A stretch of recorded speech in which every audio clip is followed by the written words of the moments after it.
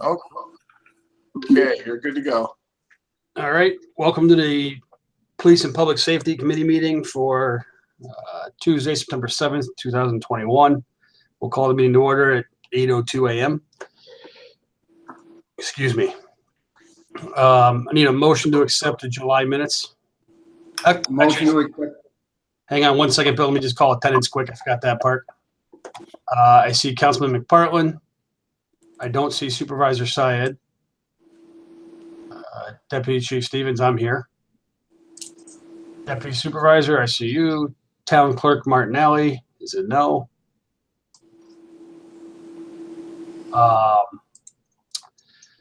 Town Attorney, no Briggs. We have Elena.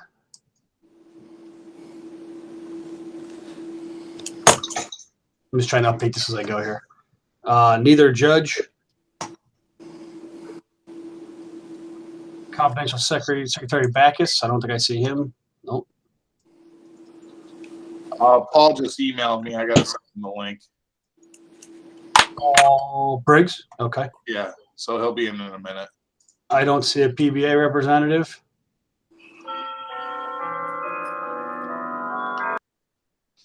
Chief Lingenfelter, Controller Alam, I see, and Seth. And then Gene, how are you?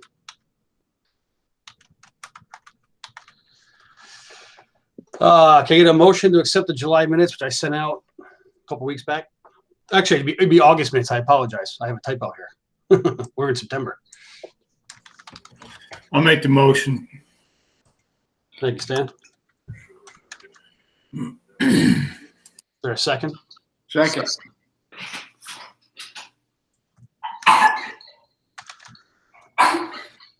Any opposed? Minutes are accepted.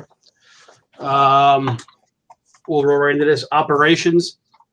We've completed our 4th round of testing for body cams. That was the WatchGuard system, which at this point does seem to be in the lead on a myriad of reasons. The battery life seems to be the best thus far. The officers are reporting ease of operability in the field. And the back end, Detective Kafaga is reporting very good back end on it. So this seems to be the one right now. I know Seth and H have been working on the possibility of, or weighing between a remote cloud-based service and an in-house server. I think that may be determined based on if and when we get grant money, how we go about with that. But so far, that one's in the lead of the 4 we've tested. We have a 5th system, Provision, that'll be coming in hopefully next week. Detective Kafaga started that process now of getting that one here. And he said that we may have a 6th one also. I don't know the name of the 6th one at this point, but we may have a 6th one. It's Custom Signals is the 6th. It's Custom Signals, apparently. So. And the plan is to not only do body cameras, but the vehicle cameras also. Is that correct? To put them together? It is. One of the big things going into this, from my opinion, a must, is that you have to have the same body cam and dash cam so that when the officers activate one, everything activates. And the only way you're going to get that is if you have the same manufacturer and then everything is synced together. The beauty of that is under stress, when they're going to the call and they activate their lights, everything will activate, body cam, everything. It's already on when they get to the call, because if they get to a scene of a high stress, low frequency call, the added action of having to turn the camera on, you may see the camera doesn't get turned on. And those are the types of calls that we definitely want these on and working for. So we did reach out to Rensselaer City, who uses the WatchGuard dash cam, because we haven't been able to test a dash cam. Testing a dash cam is far more complicated, just based on the fact that there's a lot more install into a dash cam. So we reached out to Rensselaer City. It's been using those for about 6 years. They report they're great, no issues. They always work. Their back end works well, so we're hearing a lot of good things. This is why Motorola right now is definitely in the lead for us. Okay, thanks for clarifying that. Bill, the other reason why we want to do the dash cams and the body cams to be the same is so that way it's all in one software package when they have to go pull video. Yep. Because if we keep the current system we have, which is already outdated on the dash cams, it would mean twice as much effort to pull video. So it just makes sense to have a unified system. Okay, and we're getting quotes together for this, correct, pricing? We are. Yeah, every one that we've tested thus far, we've gotten a quote on. The other good part is Motorola's quote is extremely competitive. Lower than a couple, not the lowest, but lower than, definitely middle of the road for what they're offering. Next, we had the first meeting. It was kind of like I think we'd call it an organizational meeting. Supervisor, I think you'd agree with that, with the police reform implementation panel. There's another one set for September 23rd. Is that the correct date? Yep. Okay. At 8 a.m., Correct. which now I'm assuming will be remote like everything else. So, Yep. Fleet and equipment. During my budget hearings, it was discussed the fact that we have black cars on order. Temporary Chief Wall instructed me to order black cars when she was here. I learned during that budget hearing that, and in future conversations, that the town may not be really looking forward to black cars at this point. So I was able to reach out to a contact I have over at Metro Ford, who I've been dealing with for a couple of years. And I know that they order extra cars every year that they can then, Denoyer does it with Chevrolet, the Tahoes. A lot of dealers are starting to do this where they keep some extra ones on the lot so that towards the end of the year, if agencies find money and they need to purchase a car, they have them. The good thing about Metro is because they're in our backyard, they actually use our spec to purchase the cars. So they do have white cars coming. So if we wanted to get two white cars, we could do it. I've spoken to them. They said that they would just we basically trade our two blacks for two whites. That's, I guess, the good news. The bad news is they don't know when their white ones are going to get here. We haven't gotten our black ones yet. It sounds like they're all being held up by the semiconductor issue. Unfortunately, we fell into that mix. Our car is supposed to be built the week of July 2nd. I have not received confirmation if they were built or not. I just was told that they're caught up in the chip. And seeing how cars are a hobby of mine, I've been doing a lot of reading about this chip thing. It seems like what a lot of the manufacturers are doing is they're building the cars and they're going in and putting the chips in afterwards. So the cars may have been built. They're just sitting somewhere. They won't run. So we need to make a decision if the white cars are something we really want to do. I think we have the means to do it. It's just going to prolong when we actually get them. So I just need some guidance on what you guys want to do on that. Yeah, I mean, were you aware that black cars were ordered?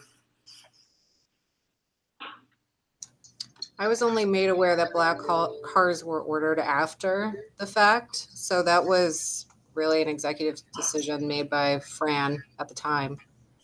I think it was a month or two after she had already ordered them that she told me that they were black.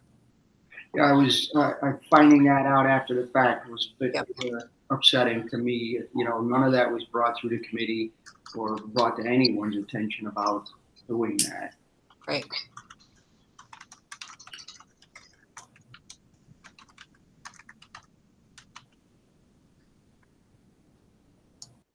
I don't know if anybody else has anything else they want to add. So, Mike, if you're looking to change from the previously ordered cars to the white cars, you're thinking that it may be a holdup in delivery? Yeah, my understanding at this point in the conversation I've had with Bill Hurley is there wouldn't be a cost difference because the cars are literally spec'd the exact same way. The car is the car. It would just be a matter of theirs. They may not even have a build date on theirs yet. So we may be looking November, December by the time we get them. which isn't the biggest deal in the world. We have the 2 cars that we have in service right now are, knock on wood, they've been running. They're fine. There's no issue. But we all know how quick that can change. Yeah. They are Mike, getting up there in mileage. Considering the chip problem and the fact that everything is backed up, I think we should, my opinion, go to the white cars that we've had for years. And maybe next year we can discuss whether or not you want to change the colors and graphics. But right now, I think the important thing is to get the cars that we need. If we can get the white cars, I really don't think changing the color spec is going to make a big difference, considering it's all based on deliveries based on whether or not they actually get the chips in or not. Yeah, that's my understanding. I mean, my personal opinion is white cars. I think I like the fact that we're the only agency in the county that has white cars. Right. It differentiates us a little bit. I personally think white cars are a little bit safer. I think they're seen a little better than black cars are myself while clearing intersections and such. But that's my opinion. I don't have a factual base I can really provide to anybody at this point. It's just opinion. No, I think you're correct about that. I think if you look that up, there may be information about that as far as lighter colored cars being safer than dark vehicles. Well, at least we know they're not the same as big red vehicles, but white cars will work. But even they went to safety green at one point, which I miss.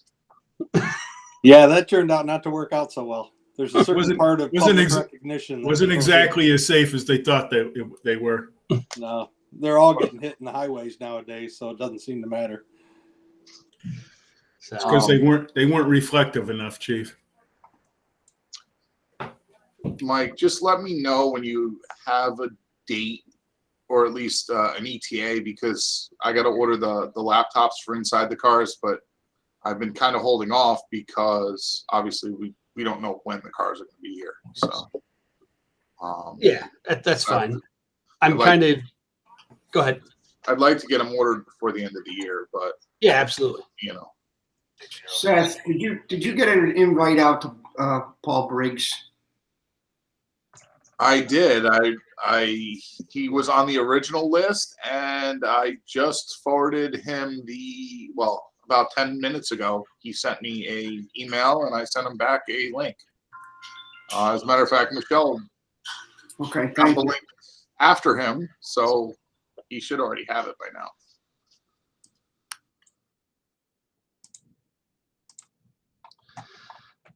All right. So am I to understand want me to try to make this white car thing happen? Is that where we're at?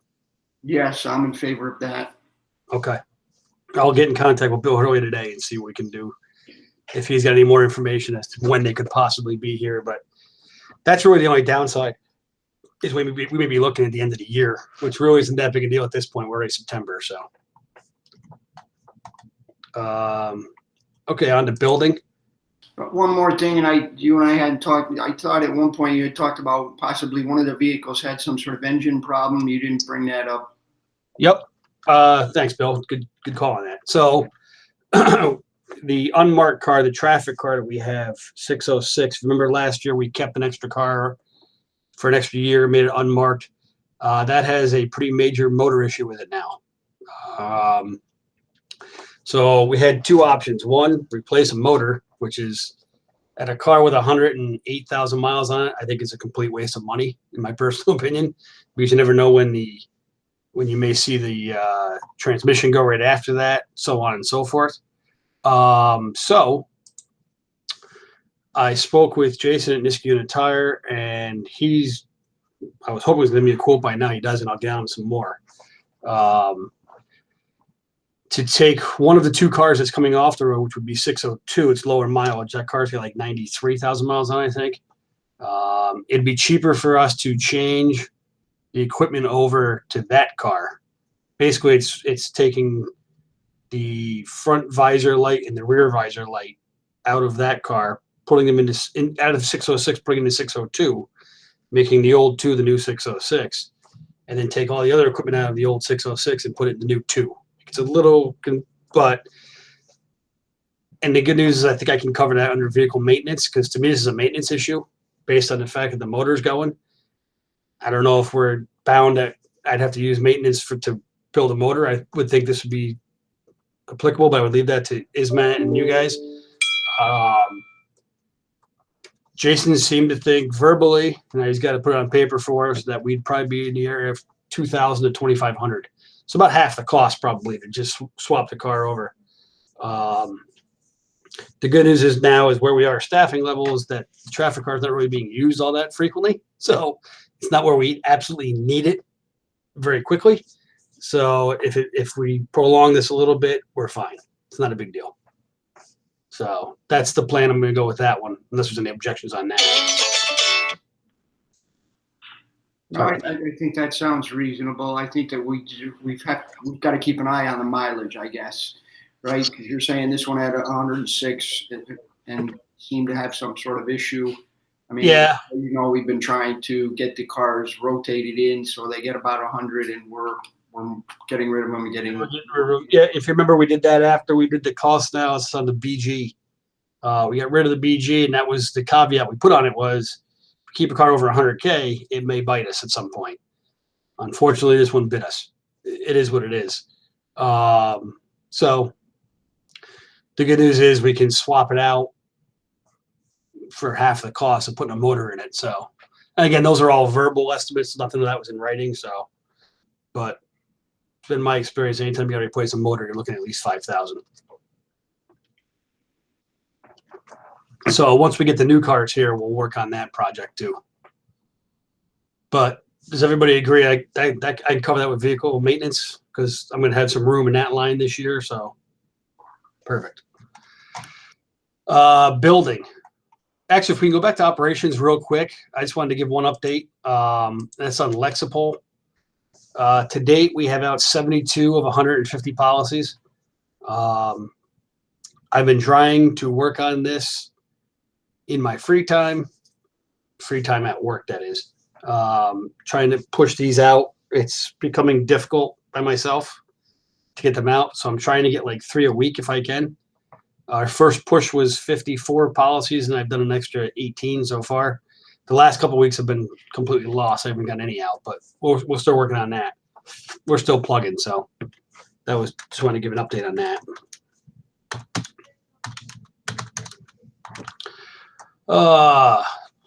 Building. Charlie Bergami and I are still trying to find time where we both can meet up to get the building locks onto the chief's computers here. We haven't been able to do that yet. That'll help Charlie if I have the access to it also.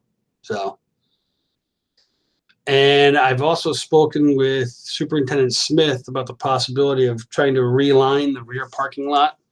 We kind of got the idea after we did the safety exchange lining that it may be time to the lines in our back parking lot are all pretty much gone by now. So we're going to look at that to see if we can get that done in the fall at some point. Side note, Ray did get a different, I don't know if you've been in the town hall in the last couple, he must have done it Friday. I was off. He changed the safety exchange on some more of a safety green that matched the sign versus the green of the electrical cars. So it really differentiates those spots now. It looks really good. So that was good work by those guys. Training. I spoke last month about Northern Rivers was working on a grant that would train 25 officers countywide for crisis intervention. They unfortunately, on August 26th, we got an email saying that they did not get the grant. They didn't qualify for it this round, but they are going to continue to look at that.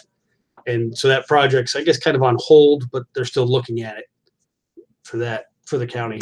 So on August 24th, myself, Chief Lingenfelter, Sergeant Party, Captain Venna from the fire department, and Police Officer Danable from Schenectady Police, we all met on a planning meeting, just trying to move forward on our active shooter for October 16th to 17th, our training. We at this point have confirmed that we've reserved the building, the high school. We're all set there. We are finalizing the invite, which should hopefully be sent out this week to all agencies. We're actually going to expand it beyond the county, we decided. All Schenectady County will be there, but we're also going to invite Saratoga County Sheriffs, Colony PD, Girdland PD, and a few other EMS agencies. I believe Clifton Park EMS, right, Chief? We're going to look at bringing them in, possibly Colony EMS. Just try to make it at a grander scale. Thought process being, if one of these is to happen, that we're all probably going to be there anyways. So we get everybody on the same page of how we're going to train and how we're going to roll when what's going on, that this is the time to do it. So it's shaping up to be, should be a very good event. Citizen issues. I got a voicemail from a Jennifer Semenak, I think it is. I'm kind of guessing on the spelling there. That she's requesting a crossing guard for Union Street at Cornelius. In my career, it's the first time we've had this request. I don't know where that came from. I don't know that we have that many children that walk to school from the south side of Union Street. I don't know. So I bring it to the committee to see. I know we've had trouble getting crossing guards to begin with. Who we have now is very good. So I haven't talked to the school district on this. The school district apparently referred her to us for something like that. So I don't know if the committee's got any opinion on that. Well, can we get some contact information possibly from her? And as you said, that would be something to look at, is the, number of students that might be crossing in that area and times, right? Yeah. Said it's difficult to find crossing guards, and we would have to look at the need.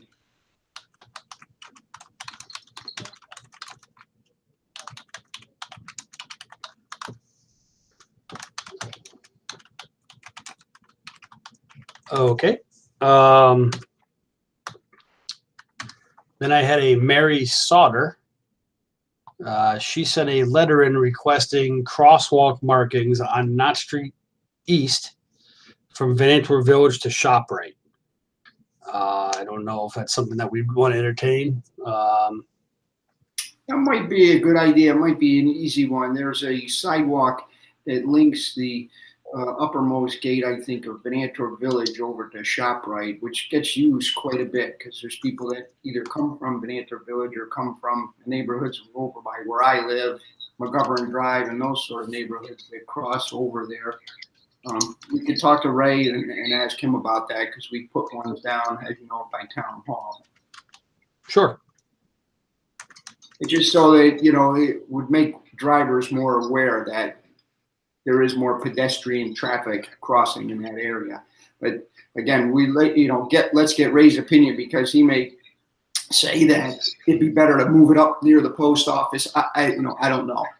There is a crosswalk. There are two sidewalks that link there, but we should get some input from him on that. Okay. I'll follow up with Ray then. Lastly, I had, two actually. Take that back. I had a letter received from a Jennifer Towe, I believe is the name, Towe, at 106 Shannon Boulevard.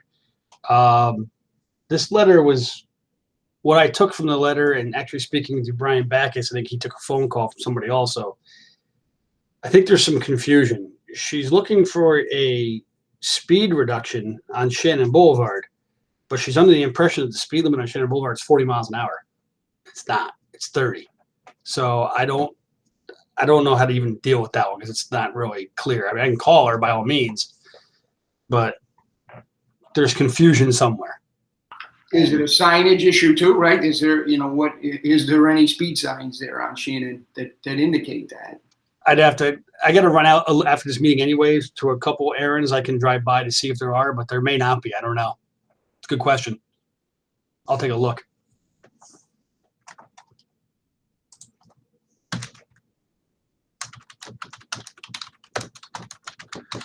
Lastly, for citizen issues, we had Aqueduct Road, a Donna Brown left a voicemail for a speed complaint. This was lower near Ravine Road. Sounds like vehicles coming out of Schenectady. They're accelerating as they're hitting the 45 zone from the 30. That voicemail was sent to all the sergeants with an instruction to devote some directed patrol to that area by the zone cars. I haven't heard any more good or bad on that one, so that may have been dealt with. Community events. Niska Day, as we all know, was held on the 21st of August. I need to publicly thank the Schenectady Auxiliary PD. They were outstanding. I think in total we had 5 officers from our agency that were available to work that day on the overtime detail. Everything else was done by the auxiliary. They covered, I think, a total of 3 traffic posts for us and had enough people to still be on the grounds walking around too. They continue every year to be a huge support to this agency in the town. And I'm kind of, Bill, I know you and I talked about this briefly. I'm trying to think outside the box. There's a way we can kind of show our appreciation to them. Would it be possible for us to do a donation to the auxiliary place? A lot of the stuff they do is donations. I don't know if the town can do that, or if the town would be interested in that. That maybe they can use some money for training or something like that. I don't know.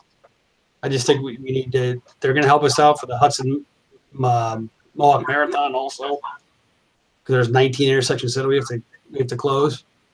They're just, I think they're always there. You're right about trying to show our appreciation. I don't know. I guess Ismat, maybe you can answer that. I don't know if there's any way to do something like that. I'm sorry, what was the question? If there's any way to possibly give a donation to the auxiliary police because of all the extra help they're giving us on these special events, Niska Day, Hudson Mohawk Marathon, and other things like that. We, except for a letter of appreciation, because otherwise this is the taxpayers' gift of money. That's considered that. So that's, Unfortunately. I'm clear, but I didn't know if we'd be able to, so you don't think we can? That's fine. I don't think we can. I didn't know the Just- answer. So. Yeah, a thank you letter, anything like that would be great. Something the board can do, maybe a proclamation or anything, but we cannot give them a monetary related money, gift. Okay. So I don't know if we want to think about maybe a proclamation or something like that. That's maybe your guys' realm, not mine. Yes. So,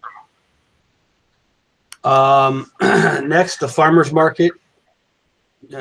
Gene's here. I know it's been extremely successful thus far. This weekend is another farmers market. It's also going to coincide with the 20th anniversary of 9/11. So we know we're going to have a 9/11 ceremony here that District 2 puts on. 8:30, I believe, on Saturday morning. The police department and the fire departments will all be there. We're looking to have a coffee with a cop that day also. I can guarantee I'll be there. I don't know how many others I'll have. I'm getting hit or miss whether or not people are going to show up. So we'll see. Well, it'd be nice to have that table with coffee for the people who come for the ceremony to linger. And Absolutely. we'd love to support that. So anything you need from us to make that happen, picking up coffee or picking up donuts or getting whatever you need, just let us know and we'll take care of that for you. Great. The other thing was for our shoppers to come in on Saturday morning at 8:30, if everything's going on in front of the flag, will our shoppers be able to pull in through the police entrance and park in the parking lot? Or shall we be directing them differently? Dale, I don't know if you remember or not, or Stan. I don't think we closed the main entrance. I think it stays open. Do either of you remember? Yeah, I don't think we close anything. Usually the apparatus comes in and kind of parks around the circle. Yeah, Yeah, we've never closed it, Mike. that's what I thought. So Charlie was very specific. what was that, Gene? Charlie was very specific that the police prevented people gathered in front of the flag on the road, on the driveway, so that people were prevented from driving in. Yeah, But if that's not the case, I think on most occasions there's not too much traffic at that hour. This is going to be a little different because I got a feeling, I don't know how much traffic you're talking about with the farmers market, but it's going to be kind of coming right in like during moments of silence and all that. It'll be a little awkward, I think, to say the least. Yeah, we get 30 to 40 cars, I say, in the first hour of the market. Right, and they all come in like around 8:30ish. Well, it's when we Really? open. You know, you get those people who come, you know, first thing, and then it's a little slow until a little later in the morning. But Dale, at the market, the vendors tend to park all the way around the green there. So I know, as you said, that's usually where the fire trucks and the other equipment comes, and that's where it's parked. So it's going to be very different this year. I think we're going to want to be there early to try to organize it the best that we can. I don't know what the solutions are. We definitely need to keep that entrance open, which I think we can do, because we can have people move, you know, more into right near the flag area and that sort of thing, and even up around the grass around the flag. that's true. In the past, as they've said, there's not that much traffic, so people may have been on the entrance road. But that, I think we can kind of, you know, get people to move up and around. The other thing I consider too is that we could direct people into the library parking lot for that first hour. So That may that's work. an option. And then they would be closing the road, but the road itself is, you know, Knott Street is not that busy.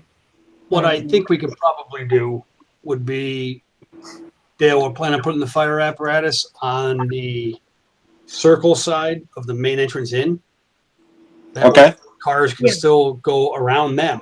Yeah. There'll be enough area there. We'll set up no parking signs. You guys just park there, Okay. type thing. So if anybody's there before, that should be cleared.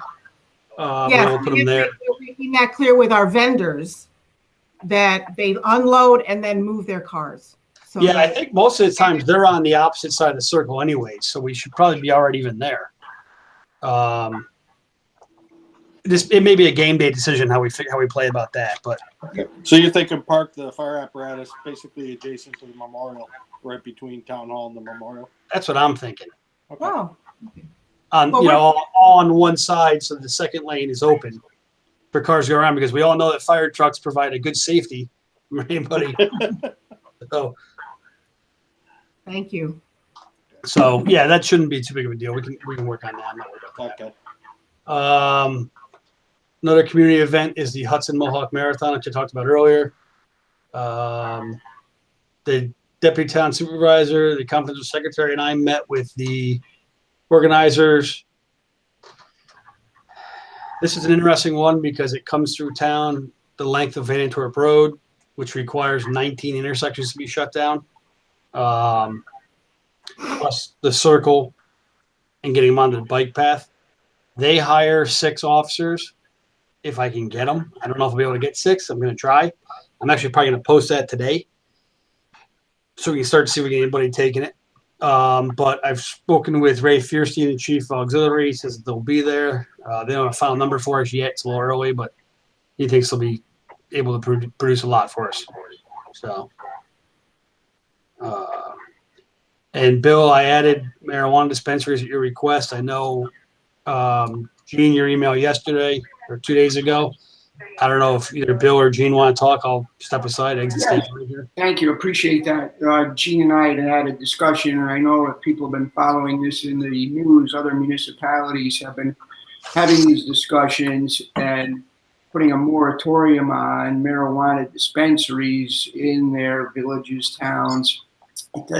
That gives them time to kind of get an idea together whether they're going to allow them at all, or if they are going to make a certain area and things like that. So I think I asked Mike to put it on for our committee that we can possibly pass this on to economic development and planning with our thoughts and recommendations. Yeah, the way this legislation is written, if you do nothing, then the dispensaries are permitted to open in your community, including smoking lounges that are associated with that. So we have to proactively put a moratorium on allowing the dispensaries to open. And what I've seen is communities have public sessions to get comment on it. So I just wanted to get this on the radar so that we can start the conversation. I think Mike mentioned that our theme here is just because it's legal doesn't mean it's safe, and that's directed at our young people. So I just want to get it on the radar, and NCAP would be happy to make a presentation at the appropriate committee or town level. Does anybody know what other local towns and villages are considering moratoriums? I believe Glenville opted out. I think Scotia is opting in. Opting in. They're doing nothing, so they're going to allow it to happen. I am not aware of any conversation in Schenectady, so I believe Schenectady will be allowing them. And I know there's interest from the CBD and smoke shops on Upper Union to become dispensaries. Yeah, there are other places I know that have put a moratorium. I don't know them off the top of my head, but I know that Gene said there's others. Yasmin, what are your thoughts on this? I think we could take the Glenville approach where they had, like Gene was speaking about, some public comment, specifically meetings surrounding this issue. So that way we could at least hear from our town as to how people are feeling about this particular issue. So is that an official public hearing then at the town board? Yep, correct. Okay, I think that's what we should do, and get that done, because there is a time frame on this, correct, Gene? That's correct. It has to be done by the end of the year. And if you opt out, you can opt back in at a later point. The community can also put forward a resolution to overturn that decision if it so chooses. But if you do not opt out, then you automatically become eligible to have the dispensaries. But it's going to be quite a process. People shouldn't assume that just because you want to open one, you're going to get the license. I mean, it's going to be a process. Okay, so Yasmin, you'll be able to work on that and then bring that over to planning and economic development? Yes. Thank you. We'll do that. Thank you. Michelle, I don't know if you have any issues from the town clerk you'd like to share. You're up. Not today, thank you. Okay, that's easy. Seeing none from no judges, I'm going to go with none from the court issues. Chief, you're up. It's going to be very short. Other than Niska Day was uneventful, which is good for us. You've covered pretty much everything else we're working on with the active shooters training. So that's pretty much all I have for this month. Great. Seeing none from the school district, I'm going to go with none for them. Personnel, as we all know, John Travato was hired on August 24th as a lateral to Niskayuna from the Manans Police Department. He is supposed to be starting here the week of the 13th. He'll be on the payroll the week of starting the 13th, but he actually won't start till the 15th because of rotating schedules. Officer Brian Connor has been selected. He's our most senior FTO that we have in patrol currently. We're going to put, because John's an experienced officer, we're going to put him with an experienced officer. The FTO for a lateral is more of like an orientation versus an actual FTO of a new officer.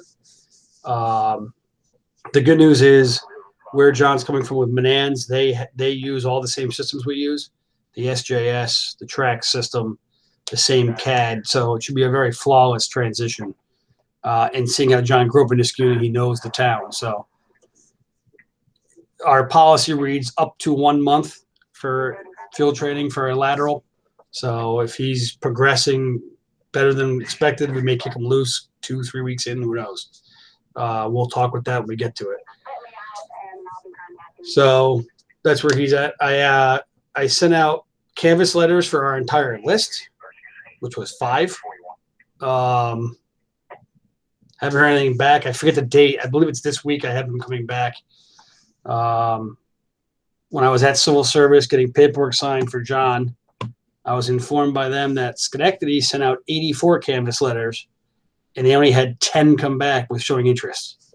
So we're starting to see what us in law enforcement kind of feared, is that no one's going to want these jobs in light of the climate we work in these days. So of the 5 we canvassed, 3 didn't even respond to Schenectady. Only 1 showed interest. I don't know if that'd be different for us. Hopefully, we'll see. But that's where we're at. There is a new test being given on the 18th.